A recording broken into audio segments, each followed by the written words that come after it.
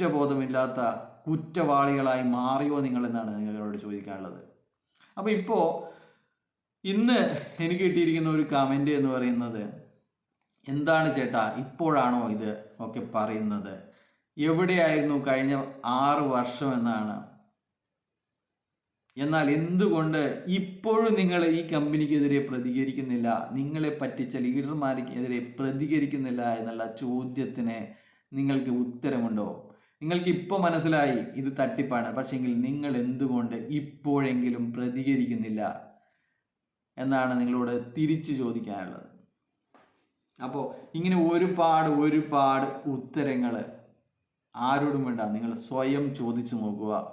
എങ്ങനെയാണ് നിങ്ങൾ മറ്റുള്ളവരുടെ മുൻപിൽ അപമാനിക്കപ്പെട്ടത് എന്നുള്ള കാര്യം മനസ്സിലാക്കുക. നിങ്ങൾക്കറിയോ, നിങ്ങൾ ഈ ഒരു മണി ചെയിൻ ചെയ്തത് കൊണ്ട് നിങ്ങളുടെ ഈ ജീവിതകാലം മുഴുവൻ നിങ്ങൾ അറിയപ്പെടാൻ പോകുന്നത് ഹൈ റിച്ച് മണി ചെയിൻ തട്ടിപ്പിൽ ചേർന്നയാൾ. നിങ്ങൾ മരിച്ചാൽ പോലും നിങ്ങളെ ചിലപ്പോൾ ചില ആൾക്കാർ പറയും പണ്ട് മണി ചെയിൻ ചെയ്ത ഹൈ റിച്ച് ചെയ്ത ആൾ മരിച്ചു എന്നതായിരിക്കും. ഇപ്പോൾ തന്നെ ഞാൻ കഴിഞ്ഞൊരു വീഡിയോയിൽ പറഞ്ഞല്ലോ, നമ്മുടെ നാട്ടിൽ തന്നെ ഒരാളെ വിളിക്കുന്നത് ഹൈ റിച്ച് നമ്പ്യാർ എന്നാണ്. അപ്പം അങ്ങനെ മാറിപ്പോയി അദ്ദേഹത്തെ ആൾക്കാർ. അതിനുള്ള ഇതെന്ന് പറഞ്ഞു കഴിഞ്ഞാൽ അദ്ദേഹം ലോൺ എടുത്തിട്ട് ഹൈ റിച്ചിനിട്ടിട്ട് പൈസ പോയി എന്ന് ഇപ്പോൾ ആൾക്കാരോട് പറഞ്ഞു നടക്കുന്ന ആളാണ്. അപ്പോൾ അതൊക്കെയാണ് അവസ്ഥ. ഇനിയെങ്കിലും നിയമത്തിൻ്റെ വഴികൾ തേടുക.